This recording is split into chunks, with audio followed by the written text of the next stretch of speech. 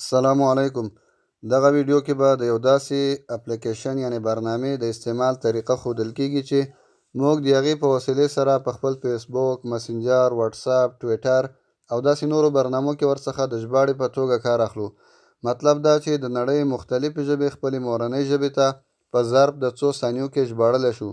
همدارنګه کولی شو د مسنجر برخه کې که یو ملګری موږ او تاسو ته انګلیسي متن انګلیسي مسج راولیږي او زموږ استاد انګلیسي نه وي، د هغه غواړي چې بیرته موږ انګلیسي کې جواب ورکړو، نو کولی شو خپل پښتو متن فورا انګلیسي ته تبدیل کړو او هغې ته په انګلیسي ژبه ورولېږو. دغه برنامه په نامه د های ټرانسلیټ سره ده.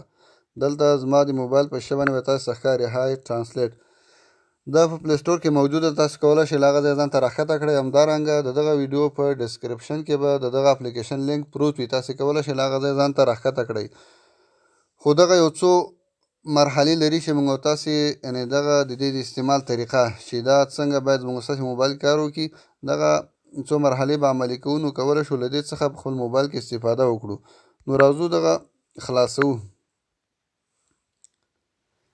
دا مو چې خلاص کړل، د دې دغه پورتنۍ یو څو برخې چې دغه لومړی ده، ورپسې دغه علامه ده، دریم مرحله یې دا ده، څلورم دغه درې مرحلو کې کار کوو. دا فالو کوو تر څو موږ او تاسې په خپل موبایل کې ترېنه په صحیح توګه استفاده وکړو.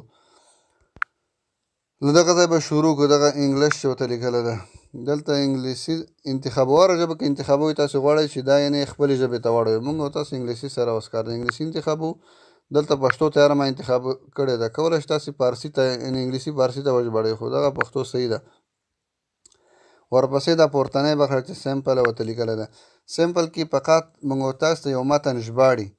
دومه برخه کې جنرال شو اوریجنل اینډ ترانسلیشن، یعنې هغه کومه اصلي ژبه چې ده، مطلب انګلیسي متن راته ښیي، کوم چې ژباړلې ده پښتو دواړه ښیي. ورپسې دریم برخه سپیچ، یعنې کوم متن چې موږ تاسو ژباړلی ده یعنې انګلیسي ته یې وژباړو، هغه انګلیسي متن راته بیرته وایي، یعنې د اډیو په شکل باندې راته وایي.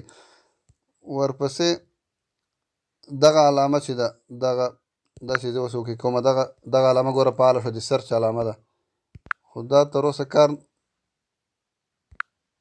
دا تر هغو کار نه کوي چې موږ تاسې هغه پورتنۍ برخه فعاله کړو. دغه چې دغه علامه راکړي ګوره هایټ، دغه علامه اکسیسیبیلیټي، دا ورځو دغه دې برخې ته.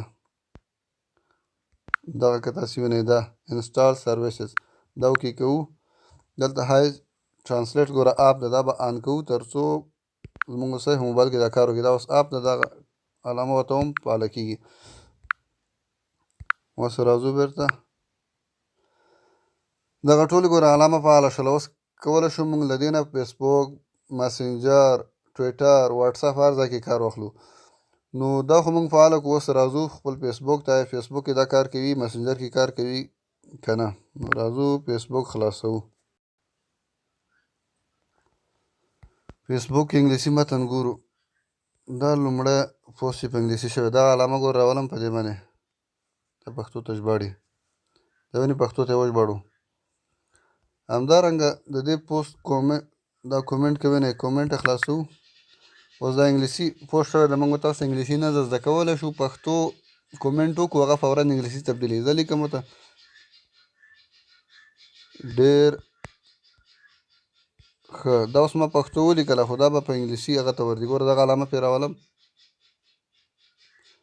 هلته یې وایي ویری نایس، کولی شو دغه علامه دغه ته ویری نایس، دا تیر که ورته ووایو هغه ته په انګلیسي کې ورځي. راځو واتساپ ته، واتساپ کې هم دا مسنجر ته، مسنجر کې هم دا کار کوي که نه. دا د مسنجر برخه ده. د ده سره اوس د ماته فرض مثال انګلیسي مسج را لېږلی، زه غواړم ده ته برته انګلیسي ور ولېږم، نو زه بل ته پښتو لیکم، هغه ته به انګلیسي ورځي. زه لیکم زه په کور کې یم، دغه علامه راولم I am at home، دا اوس درته لیکم، هغه د انګلیسي لاړه، ما پښتو ولیکل، هغه ته انګلیسي ورغله. همدارنګه که انګلیسي ولیکو، انګلیسي پښتو ته ژباړي. زه لیکم How are you یو هو آر یو دا انګلیسي ده د پښتو ته مو ژباړي. تاسې څوک یاست؟ راځو واتساپ ته. واتساپ کې هم کار کوي که نه؟ دغه واتساپ دی. دلته همغه تکراري جملې بیرته لیکو.